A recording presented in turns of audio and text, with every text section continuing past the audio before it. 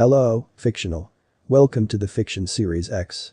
Today we are gonna see, what if Issei meets with the Kendo girls? Part 9. If you end up liking this video, please consider subscribe, so without further ado, let's get into the video. There were no words that could properly describe how wrong things had turned. The information given to Sona had only been the bare minimum, and that lack of intel was costing her. Once her peerage had gathered in the student council office, a brief meeting was held over what they knew. The bishop that had disappeared over a year ago after killing 2 peerage members and a bystander in the underworld. According to the given report, the bishop had gotten strong enough to cause the evil peace to mutate. Once that happened, the flood of power caused an argument to get out of hand. It had all been downhill from there. With her entire peerage assembled and ready, the group should have been able to take on a B-class stray. Since the servant was a bishop, Sona had anticipated it to be a magic user, and the sacred gear of her queen would be a critical countermeasure. Issei was likely to be more than powerful enough to handle most of the fight, but he was inexperienced in live combat. Only Tsubaki, Tomo and herself had gone on more than 2 stray hunts. Momo and Reya were competent in their chosen fields, but they still needed her to make the quick decisions. Her plan would have worked had things not taken a strange turn. "Reya's? Where the fuck are you?" Sona yelled into the circle next to her ear, her mask of indifference shattered. Her peerage, her family, was divided and wounded. She hadn't seen Yura, Tomo or Ice since the roof collapse of an old and abandoned house on the edge of a forest. They were the group least equipped to handle even one adept magic user, let alone whatever this thing was. "My family's magic seems to be the only thing working on them. Akeno, Kiba and Kaneko are keeping them at bay, but until I can kill enough of them, we can't move." Sona could hear how annoyed and tired Reya was getting through all of this. Her friend may be talented with the power of destruction, but as was the case with most high-class devils, Reya hadn't spent much time training. Her stamina was being worn away by the sheer amount of clones of this nuisance. That wasn't good. Sona was hoping that Reya had been able to finish off their group and meet up to find her missing members. The Citri heiress glared at her opponents. She hadn't known that Reya had been tasked with the same stray, otherwise she would have suggested they search together. If the elders thought it best to send both groups, Sona felt cooperation would have been the best option. Instead of being surrounded by what seemed to be a hive mind type of creature, the stray appeared androgynous, standing a couple inches shorter than herself. All 8 identical copies swayed in perfect sync, with a strange smile that made the stray look utterly exhausted. The arms of the creature were stretched, reaching down to its knees, and where there had once been fingers, long and thin talons of an inky black replaced them. Tsubaki deployed her mirror Alice as one of them whipped its hand out, sending the talons off the hand and towards them. As soon as the mirror had been struck, another attacked in Reya's direction, her bishop deploying a magical barrier to deflect. The reflected attack by Tsubaki took one down, only for the copy to its left to split, leaving them once again up to 8 opponents. Reya returned fire with a compressed bullet of demonic power. It was then that Sona noticed something in the eyes of the one directly in front of her. They lightened, losing that dead look as it attacked her. The others just kept swinging like they had before. The same thing happened when Momo was attacked. None of the others moved out of sync without that look in their eyes. Sona thought she knew why that was happening now. The thought of them appearing to share one consciousness had just been a way to describe how they moved together. But even with that detail spotted, she wasn't sure it made the situation any less dire. "Reya's, I think I know how to kill them." The chance that her theory was correct only went up when the attacks came full circle once more. "We have to kill the original. These copies seem to be acting like drones, responding to orders sent to them." Momo nearly collapsed, able to keep herself protected while on one knee. Tsubaki was breathing so deeply that she had to be feeling the same way and was only standing from sheer willpower. Reya got struck in the shoulder and thigh. "I've killed each one of these things a dozen times over. If that's the case, it isn't here with me." Reya yelled, and the connection between them was filled with static before it calmed. "It has to be with you." Reya finished, blowing a sigh from the toll this elongated fight was taking on them. Sona paled, realizing that her group had also killed the clones at least 5 times each. That only left 2 options. Either the original wasn't in the area at all and was directing them from a safe position, or it was with Issei. She wasn't sure which one of those was better. He was alive at least. Moderately hurt and starting to wear down, she could tell, but he was alive. "If you don't calm down, there's no chance of you being able to help your friends." Elsha scolded him gently, knowing that he didn't need to be yelled at right now. The creature had been giving Issei trouble from the start. When he tried to attack it initially, it dodged and then would either split or attack back before trying to run off. Issei and Tomo had been able to stop the thing from getting away, but hadn't been able to do much else. When they lost sight of it for a few seconds, they came around a corner to find it had cloned itself. "I know that, Elsha, I do. But this bastard almost killed them." Tomo's out cold, and Yura doesn't look like she can hold out much longer either. Elsha and Drake had both agreed on what he needed to do almost immediately after they saw the clones. They had both seen something similar in their lives. The problem was Issei. He was upset at being unable to stop his fellow peerage members from getting injured, even though he knew what to do. Phil, the one that kept running. His only chance to do so had been lost when Issei hesitated to make the shot. If he'd done that and killed the stray, Issei would have metaphorical blood on his hands. But after seeing what the creature had done to the old woman as they ran, he was okay with that. He wished that she hadn't been outside, for whatever reason. But he couldn't change what happened. The stray had slit her throat as it ran by, hoping to distract the three young devils enough to get away. Why was a woman that old outside at almost 3 in the morning? Now they had the 4 identical beings nearly cornered, or at least, he and Yura did. Tomo had taken a hit to the head and was unconscious at the edge of his vision. Yura and Issei tried to pinpoint the one they needed to strike, but it was difficult with how they were running around each other. Issei had tried using his flames, but he couldn't cover enough space to hit more than 2 at a time, and never the one he needed. His dragon shot was too linear and would just be dodged. The rook beside him wasn't a magic user, nor did she really have any sort of ranged attacks. Trying to get in close and attack physically had only gotten her scraped and tired. You're tiring too quickly to drag this out much further. I have an idea, one last chance. Boost. Transfer. Issei touched Yura, giving her what little he could. It didn't help with stamina, but the added power would help her stay in the fight and actually be able to damage their enemy. Her posture straightened, almost appearing revitalized, but her breaths were still coming in deep pants. Her blue hair stuck to the sweat on her forehead and neck, fists raised and clenched, ready to get back to the fight. Let's hear it then. We need to get Tomo looked at, and I don't think either of us can last much longer. One of the clones dashed at Issei, talon raised with the inky black nails shining under the moonlight. Raising his arms in a cross to block, with the boosted gear on the outside, Issei felt and heard the sound of his sacred gear once again saving him from a cut that would have only debilitated him further. Issei took a quick and small breath, exhaling it with force, trying to get his flames to catch the retreating attacker. Yura was listening, as Issei seemingly talked to himself, even though she knew that he was talking to the ones in his gauntlet. This was not the time to be having these thoughts, but the Citri Rook was liking what she saw and heard from Issei tonight. He was scratched and bloodied, some from himself, and some from when his dragon shots had torn the clones to pieces and the red liquid spraying out.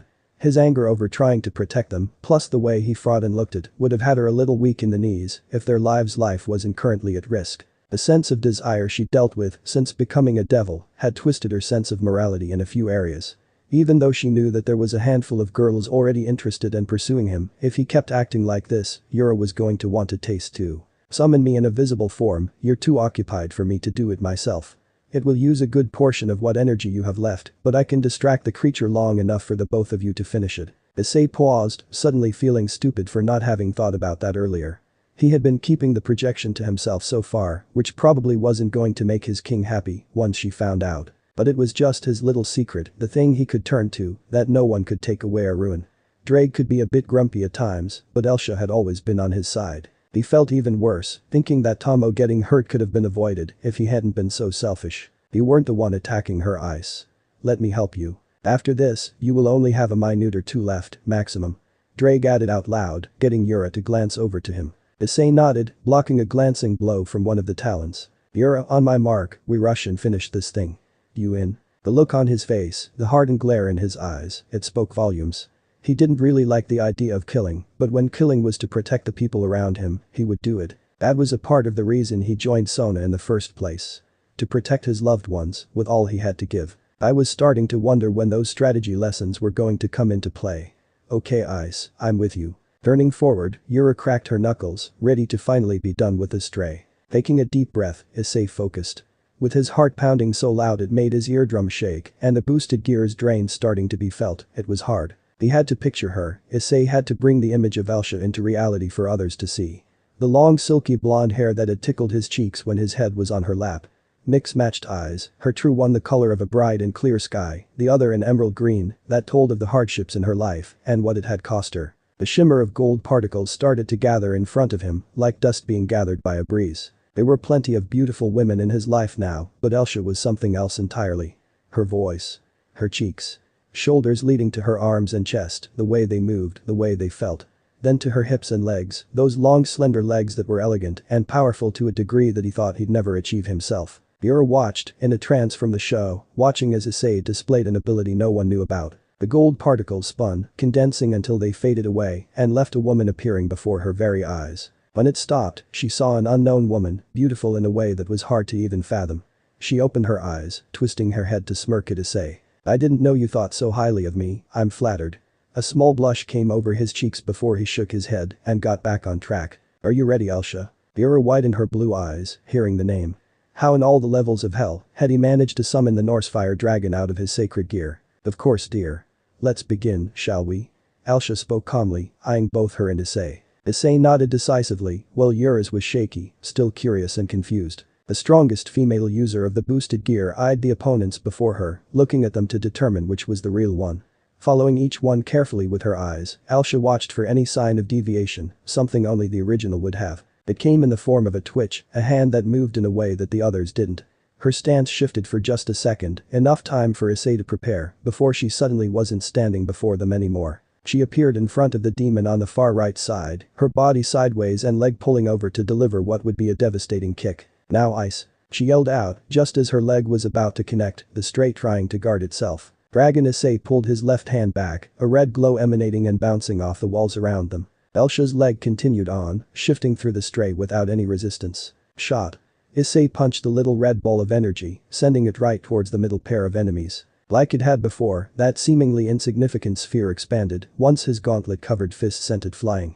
It barreled forward, like a bullet train in both size and speed. Just before they vanished from sight, Yura saw that Elsha disappeared into a puff of golden particles, just as she appeared. The wall of energy struck, and by the sound of it, had ripped through outside wall of the warehouse they were backing the stray towards. Bird kicked up from the ground, making a small cloud that made it hard to see through. "Yura, let's go. You go left, I'll take right." Issei hadn't lost sight of what they were doing, like she had. She nodded and took off in the direction given to her.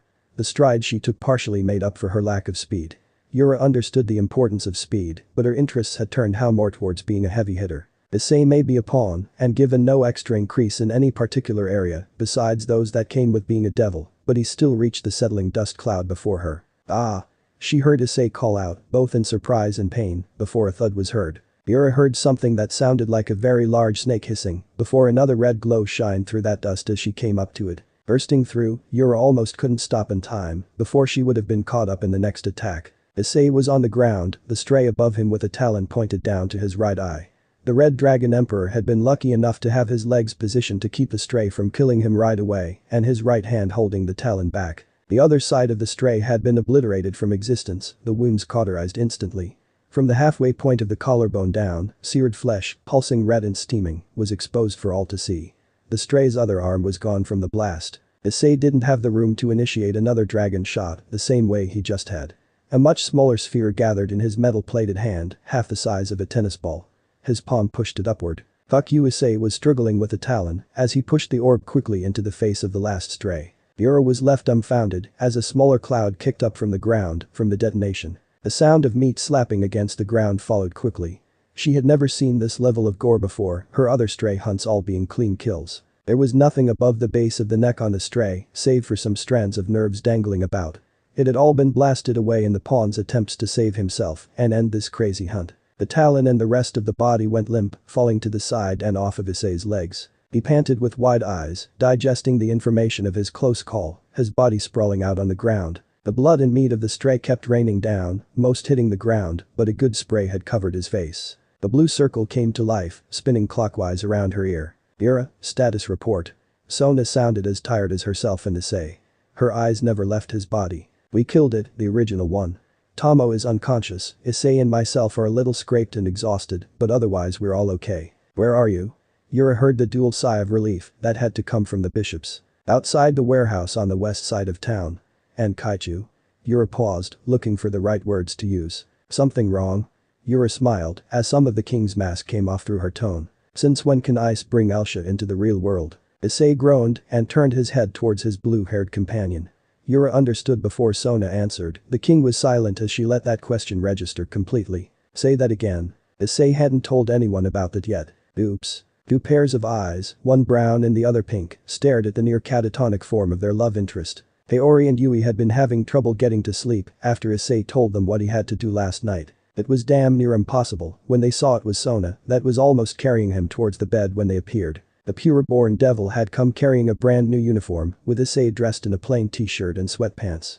They knew something had happened because he'd left wearing the school uniform. The human girls had never seen him so exhausted before. In a bed meant for one, the three were cuddled together tightly. Each had a leg draped over one of his and a hand on his chest just to feel the rise and fall of his chest with each breath. Last night had been one of the things they were most afraid of Issei facing. The kind of devils that had been responsible for the death of one Shinobu Katase. As tired as they were from the lack of sleep, neither girl could deny the warmth felt when Issei had wrapped an arm around each of them when they crawled into his bed. Even in that deep sleep, he wanted them close.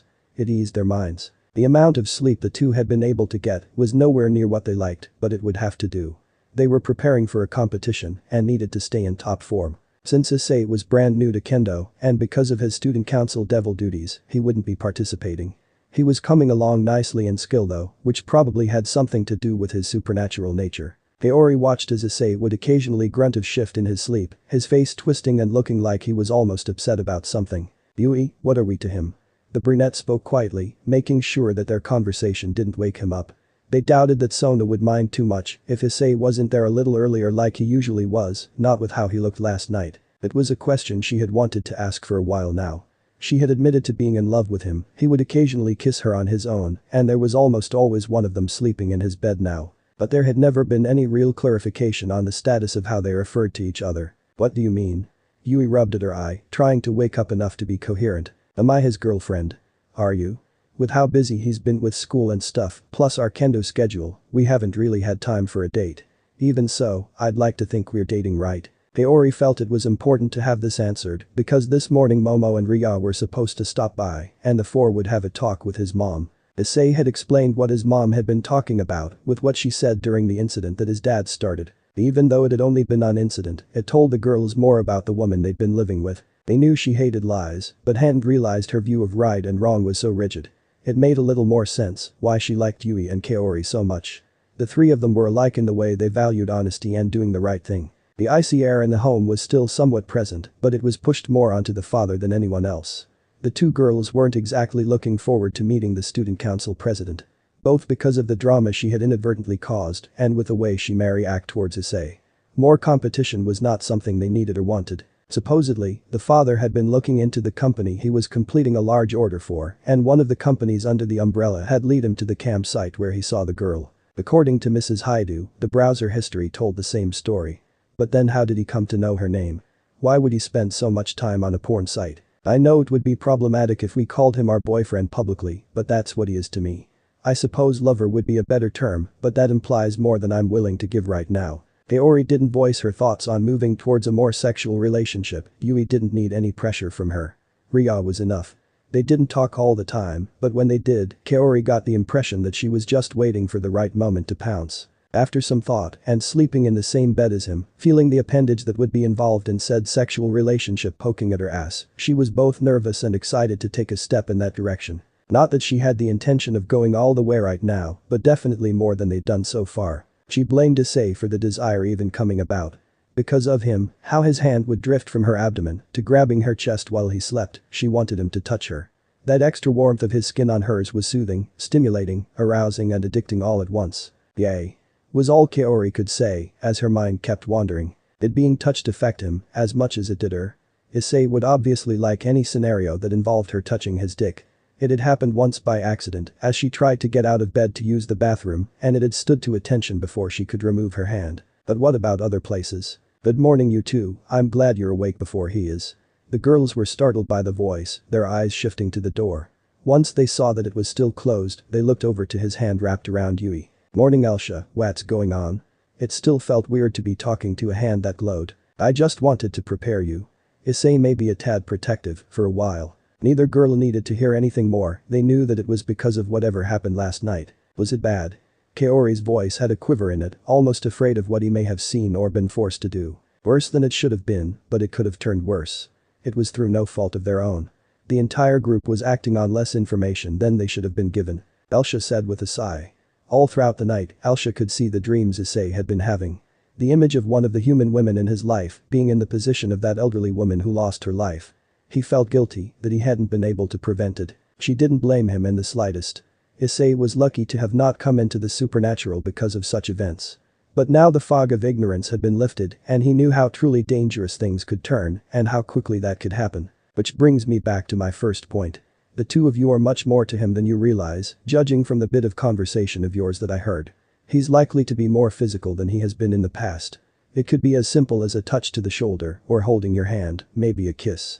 If he makes you uncomfortable in any way, please don't just push him back. Tell him you're not ready for it. Last night, Ice had to do something that has unsettled him. He will want to show you that values your decision to be in his life. As the girls took in that somewhat worrying statement, both of them would swear on their lives that they saw something strange. The bangs of his hair moved away from his eyes, and his lips seemed to have been pressed in slightly by something. They might have been wrong, but it almost looked like someone had kissed him. The dreams had been horrible, seeing the women he loved in one way or another have their throats slit so easily like that woman. There was nothing he could have done without risking her life anyway. His only ranged attacks did not discriminate on human versus devil. Even though he knew that, Issei still felt like shit when he woke up. He hadn't been able to get enough rest thanks to how late things had gone on, and the sleep he did get had his pulse racing in fear of his dreams. He felt like he hadn't eaten in days, and after splashing some water on his face and getting ready for another school day, went downstairs for some breakfast. What Issei saw when he made it to the kitchen confused him more than not seeing one of the girls when he woke up. One of them was always there, and the other was typically at the doorway. It was something he had gotten used to and now had come to expect. But this was odd. Sitting at the table was his mother, with Yui, Kaori, Momo and Reya sat with her. What in the world is going on here? A hand raised slowly, awkwardly, as they all turned towards him. Stopping all conversation being had. Good morning.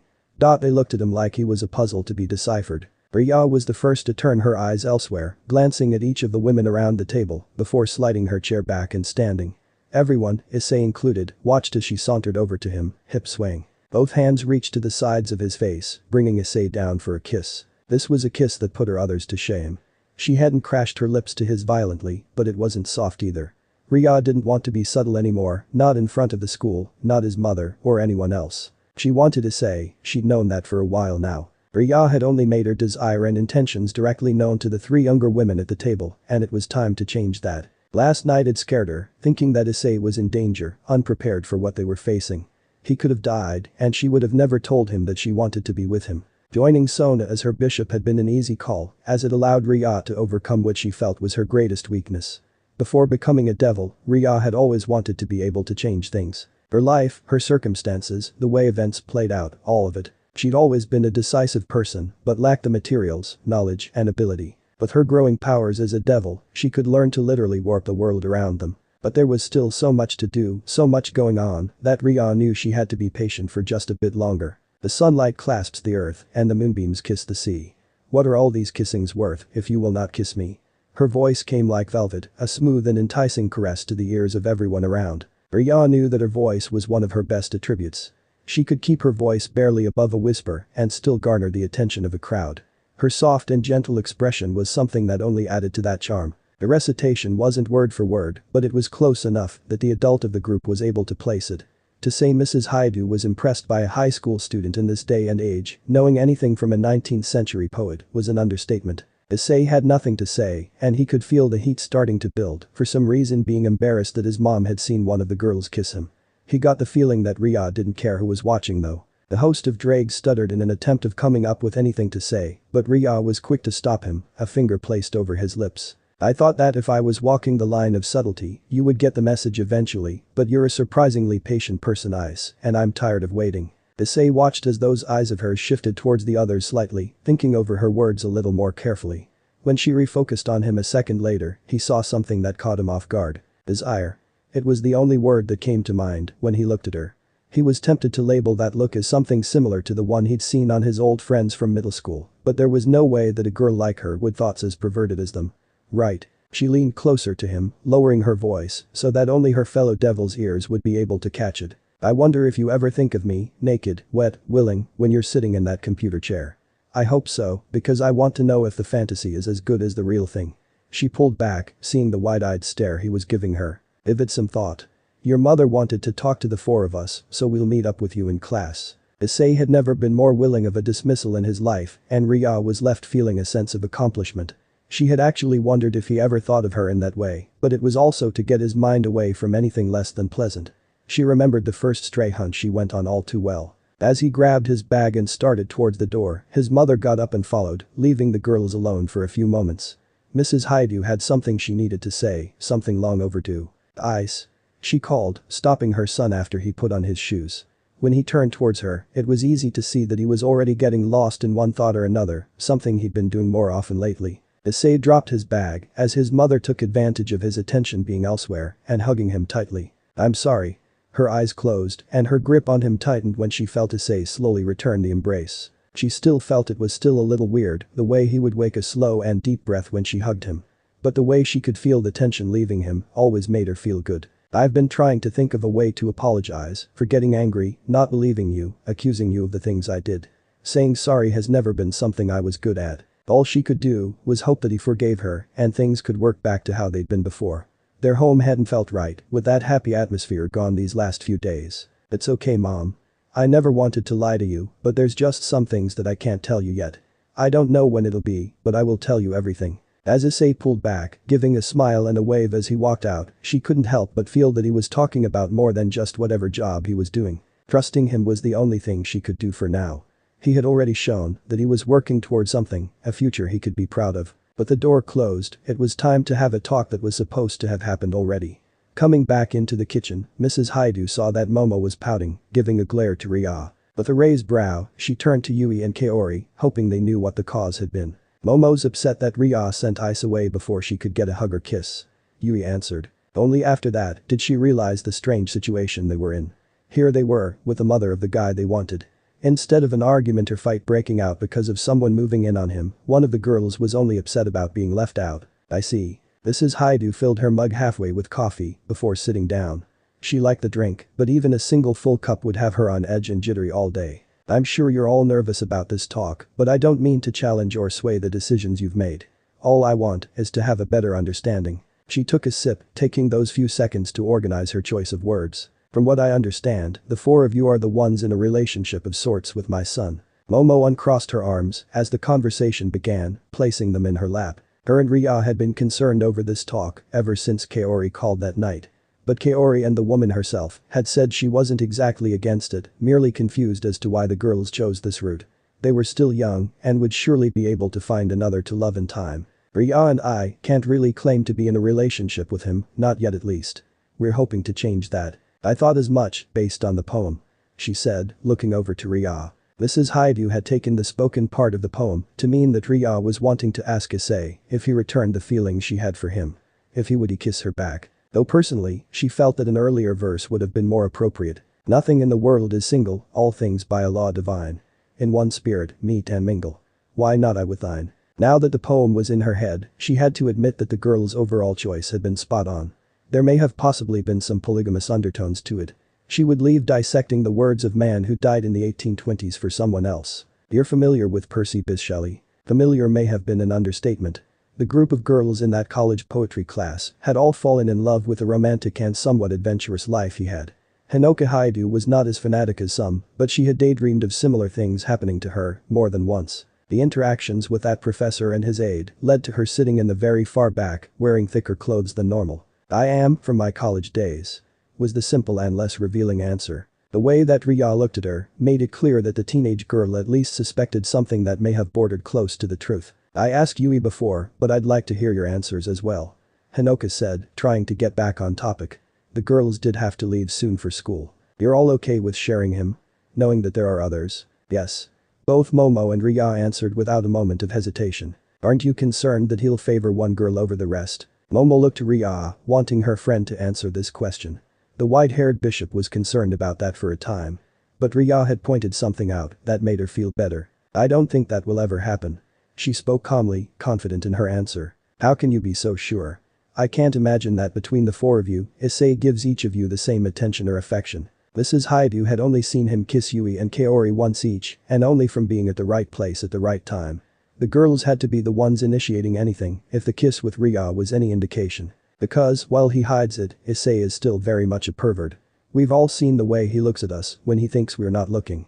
Looking over the four girls, Mrs. Haidu saw that none disagreed with that statement. If it were just Ice looking at us like that, I doubt any of us would want to be with him.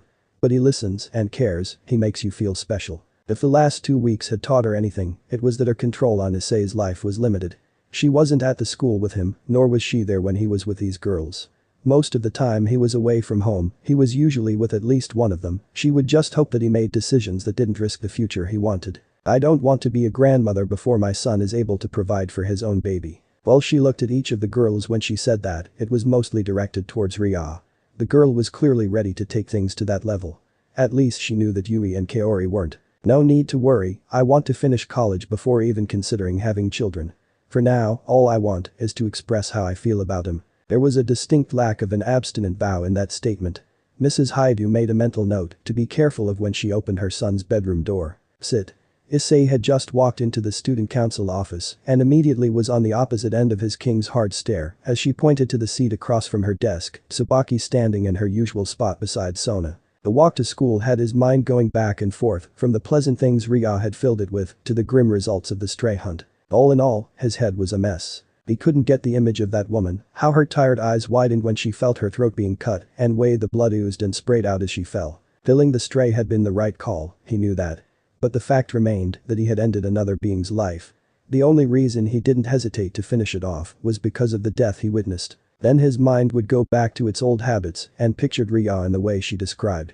If his mental state could be described in one word, strange, would do nicely. He obeyed absently, plopping down into the chair, looking off to nowhere with his eyes cast on a downward angle, which Sona took to mean that he knew he was about to be scolded. Adjusting her glasses, Sona started on her pawn. Why didn't you tell me? He didn't answer. I taught you the importance of communication in combat, the trust that is needed between those fighting together. No response. You had an ability that could have helped your teammates defeat the opponent more efficiently.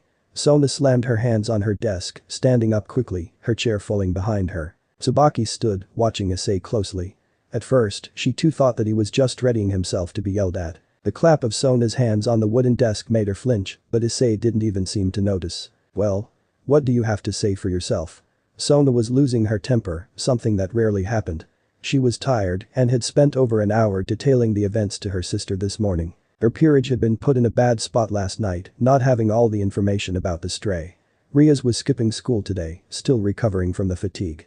This made both Tsubaki and Sona nervous as they thought about future events. How were Reya and her group supposed to fight against Riser Phoenix, a prodigy amongst his family of near endlessly regenerating devils, if they were having trouble against a B-class stray? Was Reya not having them train and just hoping to be freed from the power of the Red Dragon Emperor alone? Her anxiety rose when she remembered that Tiamat had agreed to listen to her request. There was no promise to actually accept and train Issei, only that she would listen. Sona hadn't told the Dragon King that it would be Drake's host. She hoped that it would end in her favor. From what Serafal had said, Sona needed to bring up Elsha's name early in the conversation. All of this, added with a lack of rest, made for a very irritable Sona Citri. When Tsubaki saw Sona rear her head back, about to yell even louder, she placed a hand on the king's shoulder. Haichu? That was all that it took to get Sona to stop. Tsubaki didn't interfere with anything Sona did without reason. When Sona looked over, Tsubaki merely gestured to the pawn, sitting there silently. Issei looked like he was lost in his own world, which was unusual for him. Taking a deep breath, Sona calmed herself, reaching for the connection that her evil pieces gave her. She grimaced as feelings of guilt and doubt flooded her. After checking on the well-being of her servants and finding them with only minor wounds, she had ignored everything else. Focusing on the report she had to give. Walking around the desk, Sona put her hands on each of his shoulders, squeezing the tense muscle and tendons there. Ice. She spoke calmly, with a warmer tone than she usually used at the school. Slowly, he looked up at her, brows furrowed. Two people are dead because of me. She had been so angry over the lack of detail last night that she kept forgetting that a human had died. Not only that, but this was the first time Issei had killed. She could still remember the way that Tomo acted after her first kill. The knight had been brought up from a family that killed demons with holy swords. Because of the curse placed on her, Tomo hadn't been able-bodied enough to ever participate. Tomo had cried for days after that. The stray had taken the form of a young boy, looking innocent of the crimes. When the stray charged, Tomo acted on instinct, slicing its head clean off. That was not your fault. Sona reassured, kneading her thumbs into his shoulders. I wasn't fast enough. He mumbled. We weren't given all the necessary information, Ice. By the end, I could hardly jog a block without stumbling. All of this is still very new to you. Sona was just stating things that she felt might help comfort him. I need to train harder. She stopped as she had almost gone on with another statement meant to make him feel better. We all do. And that was the truth. Not just to say, both peerages in Kuo needed to train. B-class strays were not all too common, but they were at the edge of the more frequent 50%. Anything above that might have killed them all last night. Light brown eyes stared into violet and Sona saw the desire for power to protect what he thought of as his. She didn't know what all that entailed, but she knew that the classic trait of a dragon to guard their treasures would come in handy. To a certain extent, the wielders of the heavenly dragon's sacred gears gained in power as easily as breathing. That's just what having a top 10 class being did when it was attached to your soul. I won't let another one hurt any of you again. Not if I can help it. The way he was staring directly into her eyes made Sona feel like he was about her directly, rather than a group. She swallowed heavily and with a quick glance down, realized that he wasn't wearing the bracelet. Even knowing what was causing this effect did very little to help with its effect. The aura, the stare, the conviction in his voice, it was, no. It's too soon for this. Sona reminded herself. Ice, tell me about how you summoned Elsha. She had to distract herself. As a pure-blooded devil, she had a natural disposition towards being selfish, greedy, and as much as she tried to push them back, lust-filled thoughts popped up as well. She could not allow that aura to affect her. Not yet, there was too much to do, so much to focus on. Her mind was her greatest asset, she needed it to be free of those things for now. Once the groundwork of her school was placed, she could afford to be a little more lax. Until then, however, the strict persona she'd built had to be ever present. Issei would just have to get his fill with her bishops for now. If he ever managed to beat her in chess, then things would change. Sona may wear glasses, but she wasn't blind to the looks he gave her. What was odd though, was where he focused. It wasn't her body, like it was most of the time with Reya and Momo. No, when she saw Issei giving her those looks, he was focusing on her eyes, on her face. If he kept looking at her like that, Sona was afraid that she might eventually disregard her own stance on premarital sex. The familiar forest was not a new sight for Sona Citri, but for some reason, she was nervous. Perhaps even scared. Through the efforts of one Seraphol Leviathan, Tiamat had agreed to meet and at the very least hear her request. She had a foot in the door and was just waiting for it to be slammed shut. Tiamat had a history of despising the Red Dragon Emperor and his hosts, having gone as far as to kill a few of them. The air around her felt thick, dense from the humidity. If not for the engravings in the frame of her glasses, she was sure that they would have fogged over by now. Leaving Tsubaki back in Kuo hadn't been her idea, but a suggestion from her sister. The Dragon King was not particularly fond of visitors, preferring to reside in solitude. Sona pulled at the collar of her uniform, both from the strange heat and muggy feeling of this area. She followed the path through the thick expanse of trees that were starting to give way towards a more mountainous area. As the land started to be covered with rock more than grass and the hills got steeper, Sona spotted a large pool of steaming water ahead and to the left of her. That must have been behind the wet and sticky air when the rest of the forest was generally cool. Sona paused, hearing a splash from the distance. Something was in the water. She wasn't surprised by that, but she was prepared to defend herself if needed. Some of the water-dwelling creatures were territorial, and much like a dragon, they did not like being disturbed. The splash came again, this time followed with a series of lighter ones. It sounded like something was swimming. Her trail was leading directly past the spring.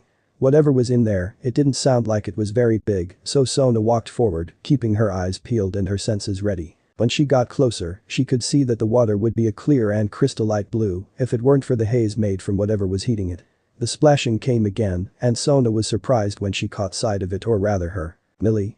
Sona called out, cupping her hands around her mouth, hoping it would carry her voice. The splashing stopped, and the head of a young woman popped up, looking around. Her sandy blonde hair floating in the water around her, Millie turned and turned until she saw the speaker, her maroon-colored eyes widening at who she saw. The girl slithered through the water with ease, ripples whipping behind her. When she made it to shore, Sona really shouldn't have expected anything less. Millie was her familiar. A type of freshwater spirit that was related to mermaids, a Melusine. Their upper half resembled a human woman, the bottom half being that of a serpent while in water. When Sona had gone to the forest in search of a familiar, she had still been idolizing her sister. If her sister's title was often represented by a sea serpent, why not search for something of that same nature? Sona hadn't realized how unimaginative she'd been when naming her new familiar until a few years later. Millie slithered out of the water, her two scaled tails holding her upright and moving, not a speck of clothing anywhere on her. Humming to a stop in front of Sona, Millie tilted her head. "Master, why are you here?" Her voice was soft and quiet. "I apologize for disturbing your bath, I know how much you hate that." Before moving to the human world, Millie had stayed in the Citri manor for a time. Until one of the male servants her family employed walked into the bathing area, not knowing she was there. Millie had shrieked so loud that the man was still deaf in one ear, then ran and hid until Sona found her in a closet. "Is everything okay?" "Yes, Millie, everything is fine. I'm on my way to meet with the Chaos Karma Dragon, and since I have you here, could you tell me how much further till I reach her?" Sona hadn't seen Millie in almost 6 months, giving the girl a much-deserved break. There would be a time and place to discuss the changes that had occurred, like her peerage addition, but this wasn't it. Lady Tiamat. She's about another 5-minute walk that way, Millie pointed, off to the right of the path. But why are you meeting with her? She doesn't like devils very much. Looking in the direction that her familiar pointed, Sona noted the rock formations just at the edge of her vision. She suspected that to be where the Dragon King lived. I plan to ask her to train my pawn. The dragon in his sacred gear thinks that she would be the most beneficial for him. Although there is the threat of Tiamat killing him on the spot, I hope she refrains from doing so. Turning back, the heiress saw the way her familiar had paled ever so slightly, her shoulders shivering. Master, I was bathing once, when someone angered her. Millie gulped. If you value this servant's life, don't bring him to her. The winds ripped through the forest, the ground quaked beneath your feet, any form of life scattered away from her domain when they heard that roar. The strongest Dragon King was not someone you wanted to anger unless you were god class. Luckily for the one who had caused that anger, he was. I have to try Millie. There is too much riding on his success for me to back out. Sona appreciated the concern, but there was no turning back. Especially because I seemed to have hit some sort of plateau since the stray hunt. For the last 2 weeks, he'd been working himself to the bone in his training, with very little to show for it. He was beyond frustrated with himself, and not even the tender mercies of her bishops or the kendo girls could completely pull him out of it. Sona was proud of him, so very proud, for reaching the level he was at already. His mind and body were working in tandem in ways that surprised even her sometimes. But he needed more. Elsha and Drake had said that he was at a crossroads, an evolution of sorts, and he needed something to push him through it. Sona was still frustrated that they hadn't explained further, saying that the form it took depended on how Issei responded. I'm gambling almost everything on him, but the reward is worth the risk. Sona had said that enough times that she almost believed it. Almost. As the group watched Issei train with Yura, Kaori turned her eye towards Momo, wondering if she could work up the nerve to talk about the things on her mind. As the two traded blows, Issei was keeping himself from using the boosted gear. She thought of what had happened a few nights ago. Something that she hadn't even told Yui. Issei stepped left, bring his right fist right towards the rook's face. Kaori couldn't help but stayed at his hand. Yura knocked his punch to the side, a left hook coming in with most of her strength behind it. She had learned not to hold too much back with Issei, her legs still throbbed in phantom pain from that day. She had also learned that Issei was quick to pick up new things. He ducked to the right, throwing his body weight into it, wanting to bring his heel over and strike her. But her guard was still up, and Yura caught him by the ankle, throwing the pawn over her shoulder and further away from her. Kaori moved to and beside Momo, who was watching the spar intently. Hey Momo, got a second? She asked quietly, hoping that none of the others happened to hear. Issei stood up, dusted himself off, before launching himself back at Yura. Oh, yay, what's up? It took a few seconds for Momo to answer, making sure that Issei wasn't getting hurt. The chances were low, but with the way he'd been pushing himself, she didn't want to risk not being ready to heal him. Kaori shifted uneasily, taking a deep breath. Admitting this was embarrassing for her. I need your opinion on something that happened with Ice. When she heard that, Momo was no longer shifting her gaze over to him every other second, no entirely focused on the human girl. What was it? Yura went on the offensive, going for an uppercut, the smile on her face couldn't have been wider. Issei pivoted to the right, her punch just barely missing. Wanting to try something new, he grabbed her wrist tightly, twisting it and moving behind her. He had to let go and scoot back when her heel came back and almost hit him in the nuts. Ever since that stray, he's been grabby, especially when he's asleep. Momo smiled, her eyes losing focus as she remembered the way he responded to her kisses now. He was bolder, holding her as close to his body as he could get without it being smothering. And his hands were more adventurous, sliding up from her legs, over her ass, and up her sides. Momo knew that the cause had been a horrible thing, but she was liking possessive side to him. Yay. It's nice. Kaori snapped her fingers in front of the bishop's face. Focus. She hissed. Momo blinked the daydream away. Okay, so what did he do? Kaori settled and leaned closer to whisper. He usually just grabs onto my chest. But the other night his hand slid down. Her eyes gestured towards the uniform skirt was wearing. Momo's eyes widened ever so slightly for a moment. How far down? Momo's eyes quickly turned over to the other bishop. Reya had a smile on her face as she pretended that she wasn't hearing any of this. Reya was the only devil close enough that would be able to hear, the rest standing closer to the training taking place. You know how far? I was asleep and didn't notice at first. I've gotten used to how his fingers twitch when he's sleeping, but Kaori stopped as she caught her voice rising. Not gonna lie, I'm a little jealous. Momo started, crossing her arms and turning her head. But I'd want him awake. Kaori was almost starting to regret bringing this up at all, but she felt that Momo would be able to help her decide where to go from here. That's what I want your opinion on. Momo rose a white brow. I like it when he touches me, but I don't know where to draw the line. His finger didn't go in, but I kinda wished it had. Now Momo understood why she was the one that Kaori went to. So, you wanna know how far you might feel comfortable going then? Kaori nodded. Yay. I'm not ready to go all the way, especially since we haven't really done anything yet. But I don't know how to start or even what I'm willing to do. Kaori almost screamed when a pair of hands placed themselves on her shoulder. She felt the hair tickling her neck and the breath by her ear. He's waiting for us, Kaori, to decide what we're okay with. If you want his fingers inside of you, wake him up and push it in. Momo was wondering what sort of plan Reya was scheming in that head of hers. The girl gave off the image of a polite, kind, soft-spoken and almost shy young woman. Only the ones a part of their non-human life were aware of the strong-willed and determined to get what she wanted side of her. Reya has a point, as crass as it sounds. This is just as new to Ice as it is to us. He's gotta be handling it himself at least a few times a day, what with him sleeping with one of you every night. I'm sure getting some sort of action is something he'd love. Kaori calmed down, still feeling her pulse pounding. Should we feel bad for basically planning his sexual timeline? She asked, brows furrowing. There was no malicious intent, they didn't want to hold him back or dictate what he could or couldn't do. I think it's better this way, at least until we know our respective boundaries. The group around them gasped, causing the three girls talking to turn. Issei had worn Yura down enough that he was able to get inside her guard with a cupped hand at her neck and a leg positioned behind her footing, sent her down to the ground. They had been doing this for a while now and Issei was almost as tired as his friend. When Yura felt herself falling back, she refused to go down so easily. Her hand flashed out quickly, pulling Issei over by the forearm. She managed to get enough force behind it for him to land on his back. Panting and thoroughly exhausted, Yura hit him pinned with a forearm on his neck and a fist raised to strike him in the face. Being on her knees, one between his legs and other to the side, and her arm being where it was, there was only a short distance between them. Oh? What's this? Reya whispered, watching as the two tried to catch their breath. What caught her attention though, was the way Yura didn't seem to want to move. Scraped, a little bloody and surely bruised all over, Issei was smiling up at her, likely congratulating her for the win. Taking a glance to the side, she saw how Momo was watching the same thing. The members of the Citri peerage knew each other well, aside from the king and queen, who liked their privacy. It was easy to tell what was going on inside that head of hers when recalling how the rook would be drooling after one of her fighting shows. Haidu, take an hour break before starting with Tomo.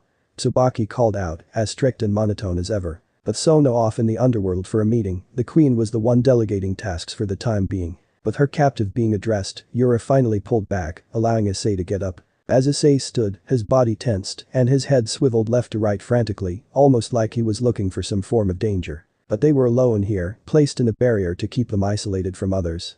After a few more seconds of searching, Issei closed his eyes and grimaced. The tables had turned and now Sona was the one terrified to the point that she had a hard time breathing. Although that may have been from the power radiating off of the being in front of her. As with almost every woman in her family, Sona was rather short.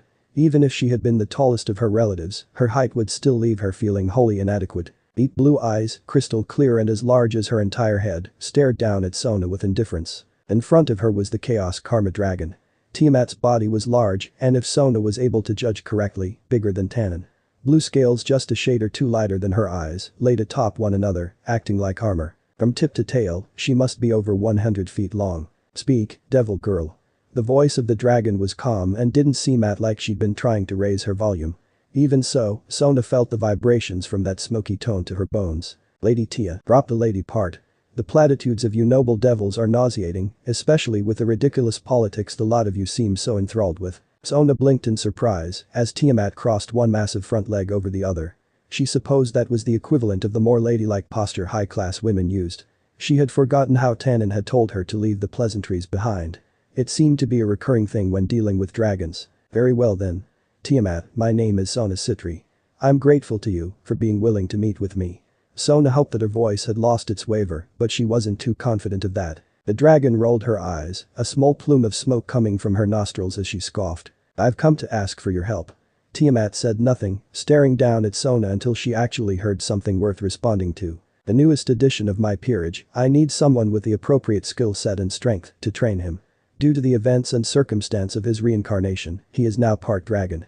I have been told that another dragon was best suited for this. The scaled part above her eye rose. the little devil girl had piqued her interest.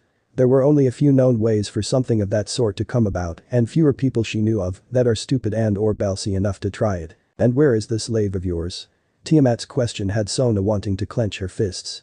That may be the equivalent of how many saw the peerage system, but it was not how Sona used it. No one under her command had come to be there without full knowledge and acceptance. Training with the other members of my peerage, back in the human world. Sona couldn't help the small edge to her voice. She knew her chances were slim and that Tiamat was very likely to refuse. But if Issei couldn't rise above this flatline in his progress, not only would Reya's be stuck with her betrothed, but her own plans would take a drastic hit as well. In short, Sona was starting to see the roadblocks building up and block the path she'd chosen. If her plan was derailed too much further, she would be desperate to find a solution. The fear I understand. I could smash you into the ground, make you nothing more than paste. But what has made you angry, child? Tiamat dipped her head down from its place several feet above her. When she came down, eye level with Sona, there was no hiding the rage in those violet eyes. My peerage is akin to family. Each one was reincarnated with their full acceptance and acknowledgement of what it would mean. I provide everything they need and they want for very little. I may be strict, but I am not cruel. Sona was also not very fond of being called a child. She was young, yes, but every little thing she gained was from her own efforts. Until she had proven herself as able-minded and showing her parents that she could maintain the Citri name to the standard they had, there were very few liberties she was given. Then you are more the exception than the rule. Your race likes to talk big, but when their bluff is called, very few are able to back their claim. Sona had to give her that much. Devils were greedy, prideful, entitled. Her generation has proven to be more so, thinking themselves the center of the universe because of the way the older generations doted on them. The low birth rate and the cost of both the Great War and Civil War had made parents overzealous with their children. The children were given everything they wanted, told they could have anything they wanted, with little to no work involved. Only time will tell if you are how you claim to be. Back to the matter at hand. This member you have, why not take him to Tannen? He has already joined the Devils, I imagine he would have no issue taking another student to train. Tiamat raised herself back up and Sona was starting to get used to the pressure pounding down on her, making her thoughts more coherent and less emotionally driven. Tannen had gotten used to reigning in his power in order to deal with the devil masses. Tiamat made no attempt to restrain hers at all, as she hardly dealt with them. He has trained with Tannen before. While it helped my pawn greatly, his progress has become non-existent as of late. No matter how hard he pushes himself. Sona steeled herself, preparing herself for just about anything. If there was going to be a violent response, this was when it would happen. El-Shalivatain believes you to be his best hope and Sona nearly fell to her knees as that pressure from Tiamat expanded several times over. The Chaos Karma Dragon immediately stood, glaring down at the puny devil girl before her, smoke billowing out of her jaw. Bring the host of Drake to me. The smoke got thicker and Sona could see the small fingers of fire climbing through her massive clenched teeth. With all due respect, Lady Tiamat. Sona struggled to her feet, doing her best to look and sound resolute. I will not bring him here just for you to kill him. The smoke got lighter as the flames became more present and the heat was starting to make Sona sweat. Tiamat let a low and menacing growl echo off the trees and down the cave behind. Then I will search the earth for him myself, burning through cities and towns until I find him. The Norse fire dragon has not once appeared from within that prison. You and your sister, the Leviathan, have wasted my time with your lies. Sona felt the ground quake underneath her feet as the thick blue tail smashed into the rocky soil, leaves falling and wildlife scattering to save themselves from the mighty being's wrath. She felt an almost unbearable urge to run a hand down her face. Issei was a great addition to her peerage, but with him came so many unknowns. His mother, the two human girls, his near death the moment she turned him. It was almost too much. He had done nothing to Tiamat personally, but now she had to weigh the lives of those in her territory to that of her pawn. I can assure you that Elsha has emerged. From her own words, she has been awake longer than Drake himself, who only woke up after the reincarnation. Sona's mind raced, looking for a way that might help dispel the anger being directed at her. He can show you himself. The tail stopped moving, as did the rest of Tiamat's body. Elsha taught him astral projection and can materialize her out of the boosted gear. Sona waited for a response, a change in posture or expression, anything to be able to tell what might happen next. If you fail to bring him to me, or this is some sort of trick, both of you die. The collateral will depend on how long it takes to find him. The words were quiet and menacing, promising a death that would not come quickly or painlessly. Tiamat turned and walked back into the cave that she called home, leaving Sona alone with her thoughts. The moment Sona came into view, Issei was trying to stand up from his spot on the ground and go over to her. When she waved him off to just stay where he was and Momo pushed him down by the shoulders. She'd been trying to massage out the knots on his shoulders and between his shoulder blades. His muscles were adapting and still trying to manifest the wings that the dragon blood thought was already there. The end result was feeling like he always had an ache he couldn't get rid of. It was tolerable but had been gradually getting worse. The peerage all saw that their king was in no mood for questions.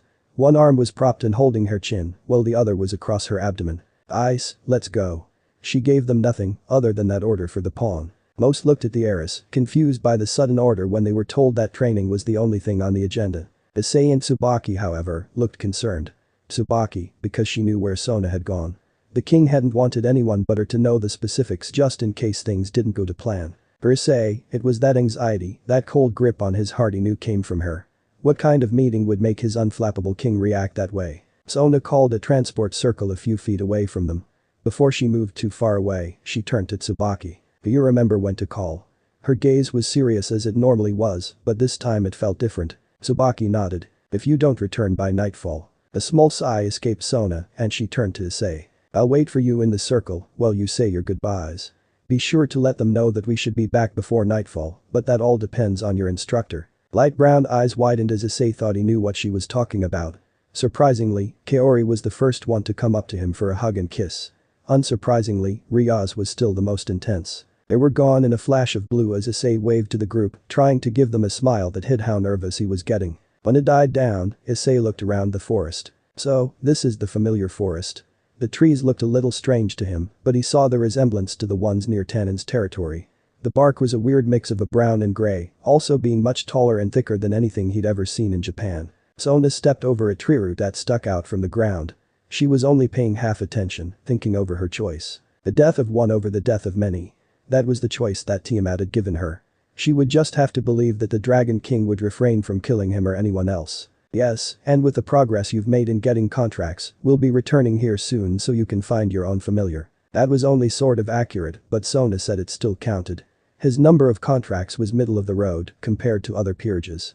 With the amount of time he spent training though, Sona was more than pleased by the number. The thing that was strange is that he had 14 contracts, 9 of which were all technically the same person. Dissociative identity disorder, or so Jade and Barry claim. Barry was the one he saw the most after the others convinced him to summon Issei. A little flamboyant, but he was a nice guy. When Jade was out, it made him uncomfortable. Talking to a girl living in a man's body creeped Issei out at first. Issei could smell something in the air and he turned his nose up to get a better read of it. "Ice dear, get ready to bring me out." Alsha spoke out loud, getting Sona to look over at the green glow on his hand. The scent was stronger when he turned to the right, where the area had more rock than soil. There were plenty of others in the vicinity, but none were as strong as the one he picked up. The breeze carried more of it to him, and Issei was finally able to make sense of what to compare it to. Salted figs and fire. An odd combination to be sure, and not one he'd think would mix well.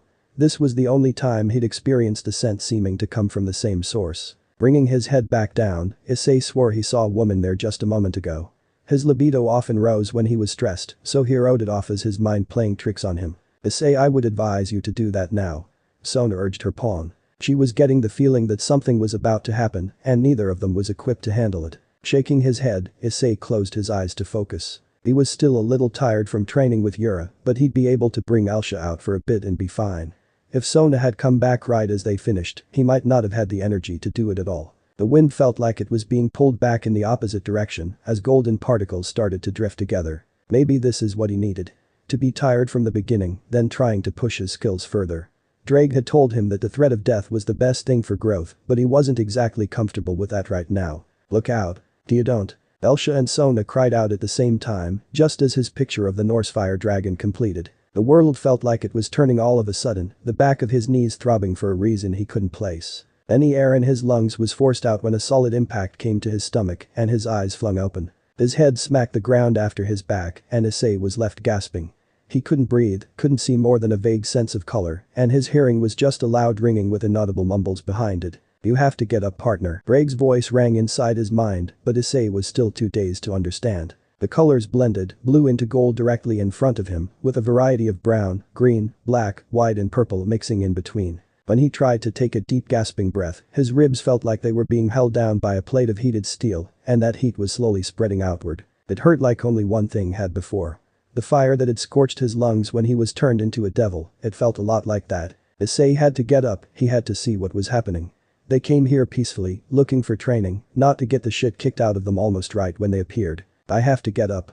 I have to protect her. Sona was here, and he had sworn that he'd keep her safe. The first of many intakes of air was finally achieved as the colors finally started to separate from his vision, forming the shapes of 3 bodies. On his 4th breath, Issei slowly pushed himself to sit up. That burning sensation on his chest had only lessened a small amount, but it had dwindled enough that he could do something other than focus on the pain. One of the bodies, one that was a clearing mix of white, black, and magenta, leaned down from beside him. How bad is it? A hand, soft and small, touching the skin on his chest. He'd know that voice anywhere, but it had spoken with more emotion than usual. It was Sona, she was the one there with him. Issei took another pained breath before answering. Nothing like having your chest caved in to feel alive. I'll be okay. Blinking his eyes hard, Issei tried to focus them back to normal. He could finally see the strands of black hair, the rims of her glasses, and those eyes of hers that sucked him in every time. Her eyes were shifting from him to just in front, where the other bodies were. He's not like the others, Tia, I promise you. Issei could hear that Elsha was close and had to be the one right in front of him. Pushing himself to stand, Issei raised his head to see who in the hell had just almost knocked him out so quickly. I could smell his desire for power from my home. As glad as I am that you are here, those like him should not be allowed to draw breath. Elsha was the one closest to him besides Sona. Standing there almost protectively, her white dress and golden hair almost seemed to glow, but that was probably his eyes still recovering. The other was another woman. Long pale blue hair extending down her back, eyes as blue as the ocean. Those eyes were set in a firm scowl. Maybe an inch or so taller than him, Issei took a better look at his attacker. Beautiful and clearly dangerous, Issei could instinctively tell that not only was this woman a dragon, but one far superior to him. His desire for power comes from a place of love, not because of some supposed destined fight. Elsha glanced back at him and smiled, happy to see that he was at least back on his feet. Issei hadn't seen it, still sizing the woman up. I lost my way because they thought me perfect. Ice is already better because he knows he is flawed, and his loved ones would never let him give in to the feelings of the past. Long legs adorned by a navy blue knee-length skirt, her button-down shirt was the same shade and looked to be having a hard time staying together as her chest pressed against it. Why do you trust him so much? The new woman, who Issei had guessed to be Tiamat, crossed her arms as she continued to only give Elsha the time of day. He was thankful for being given the time to recover from whatever way she'd attacked him. I've watched over him since he was just a small child from inside the boosted gear. He has never acted with malicious intent.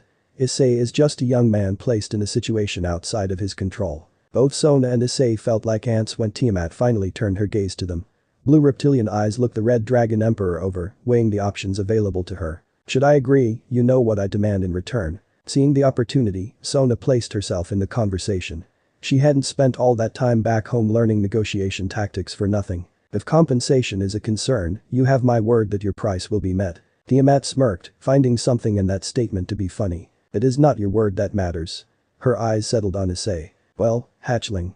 Do you want the same training I put the Norse fire dragon through? When all 3 women turned to him, Issei rubbed at the back of his head, a habit he'd been trying to break himself of. I don't really have any money to pay you, he admitted like it was some great embarrassment. When Sona opened her mouth to offer it, Tiamat shut her up with a sharp glare and a flare of power. Currency is not what I want. Drake borrowed something of mine before he was stupid enough to get himself sealed. I want you to find it. Issei blinked, wondering why it seemed to be such a big deal to her that he finds whatever it was Drake lost. That's the reason you hate me. Because I lost your treasure when I died. Yet again you seem to have forgotten. Did we not go over this with 3 of your past hosts? Her voice was laced with venom and power, vibrating the air like a shockwave. But I am not talking to you, Drake. My goodwill and trust for you was ripped apart with your body, so stay out of this. Elsha walked to stand by his side, opposite of Sona, even though she could have just appeared there. Will you accept, hatchling? My offer will not be available much longer. Placing a hand on his shoulder, Issei saw Elsha smile and nod. Looking over to his king, Issei just saw her thinking deeply.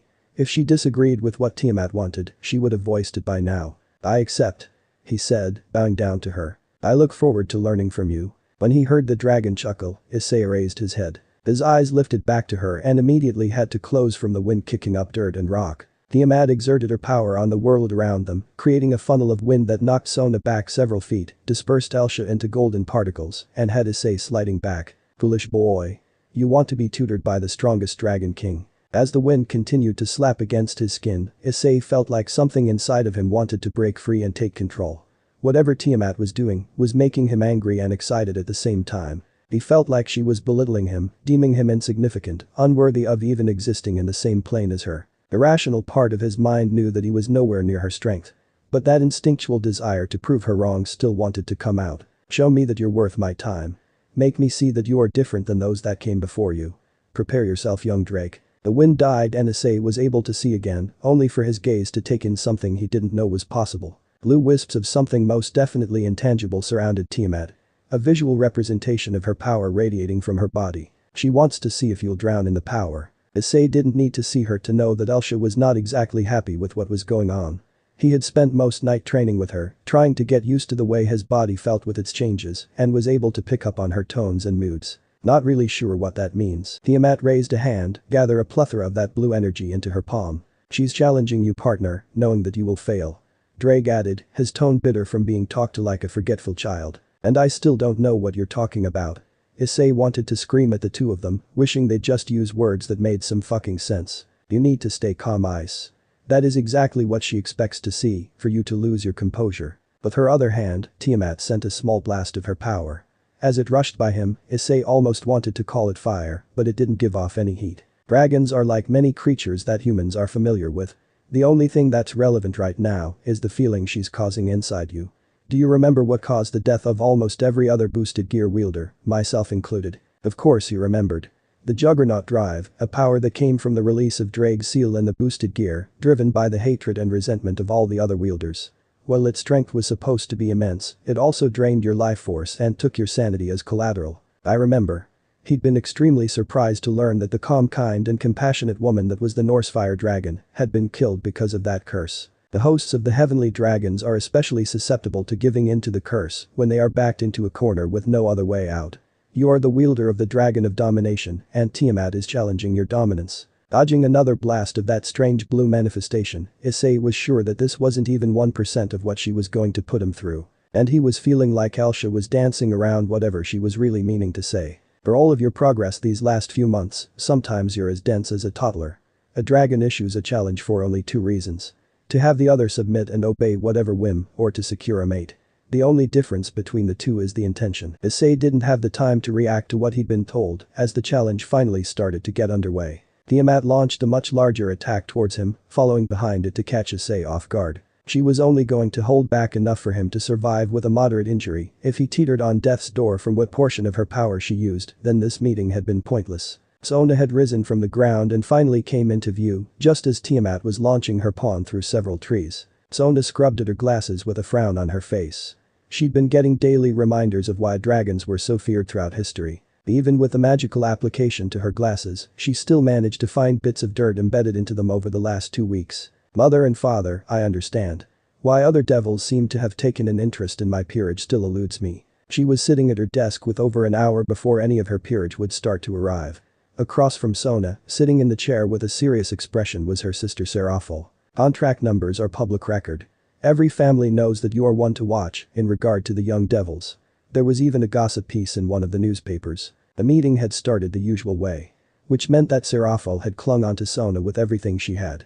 Sona only got away because of mystical means that the world would never know. The main topic had gotten the eccentric Devil King to turn serious, thankfully. The large piece of black and white print appeared in the magical girl's hands and she looked down to the desired section. Sona Citri spotted with former Dragon King Tannen. That was the title of the headline for this particular piece. They mentioned a young man being with you, speculating that it was a new peerage member. They don't know his name, sacred gear or anything significant about him. The underworld only knows that you have a new pawn and have brought him to a major player for some reason. Frustrated that she couldn't get that last speck of dirt from her frame, Sona gave up and just put the glasses on. She'd give a more thorough attempt later.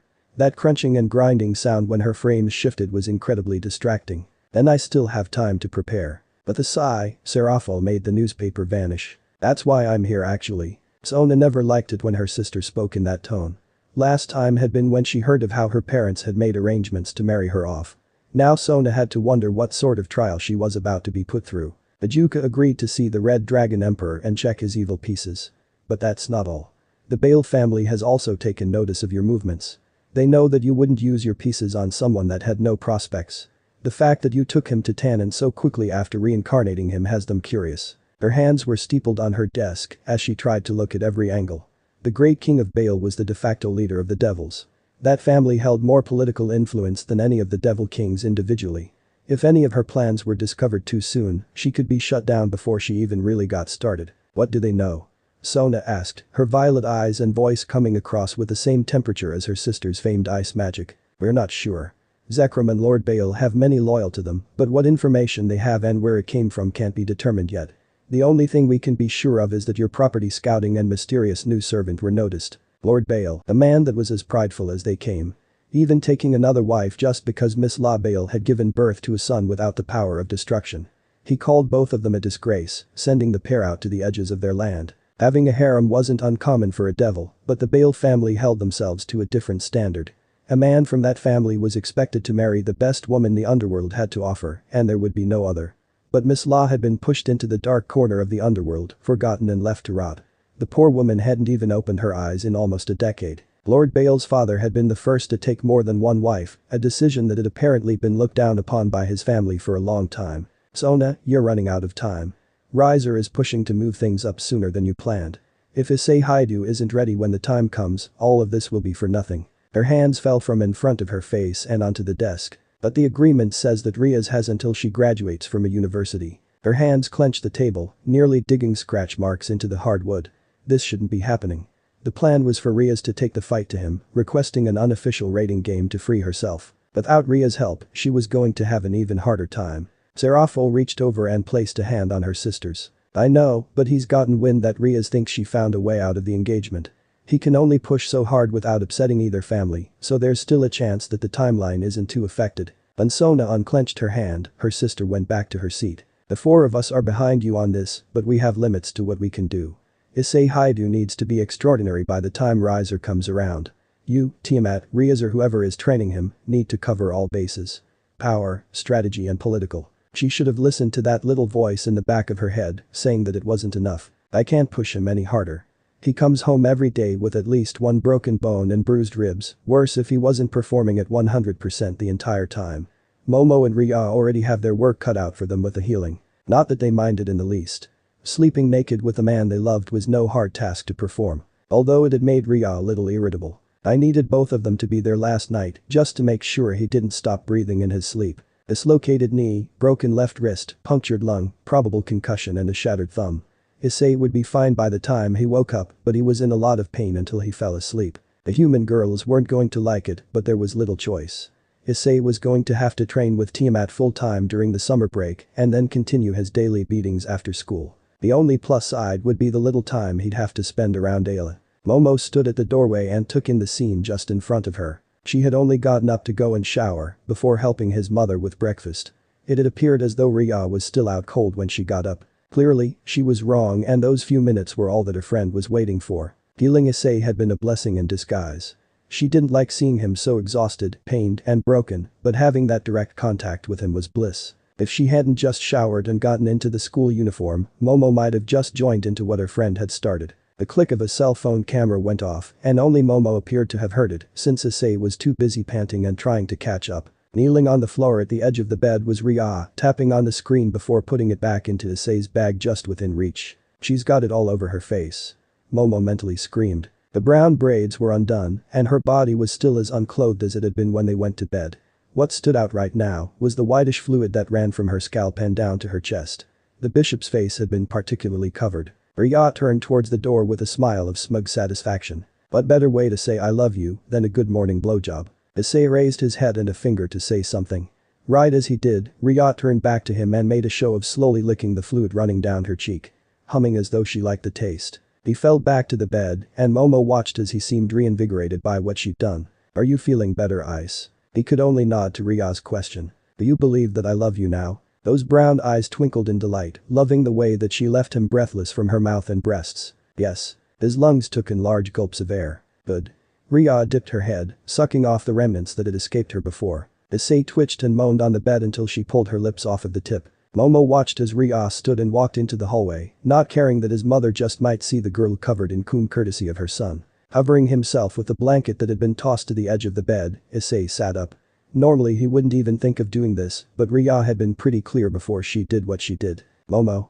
Even just getting her attention had his heart starting to pick up its pace again, although for a very different reason. Issei felt a little more confident when he saw the way her eyes trailed over the uncovered parts of him, like she was admiring a work of art that was just out of reach. He scratched at the back of his head, a nervous smile coming over him. This probably isn't the best time to say this, but I might just get too nervous to do it later. Momo felt her heart was dropping into her stomach as he readied himself. What was he going to say?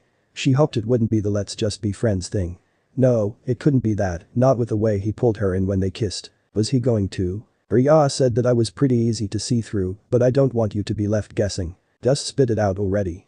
The pounding of her pulse was the only thing she could hear aside from his voice, and the anticipation was killing her. He might not have gotten the message until the girls made it abundantly clear, but Reya was right when she told him that they knew how he felt. All he needed to do was say the words. I love you, Momo. She couldn't keep herself from pouncing on Issei, kissing him until she felt dizzy from the lack of air. Reya may have gone a little over the top in getting things to move forward, and Momo would get her back somehow, but for the moment nothing else mattered. With summer vacation almost here, Momo was looking forward to getting some quality time with him. End of the part 9. So how was this story? I hope you like it.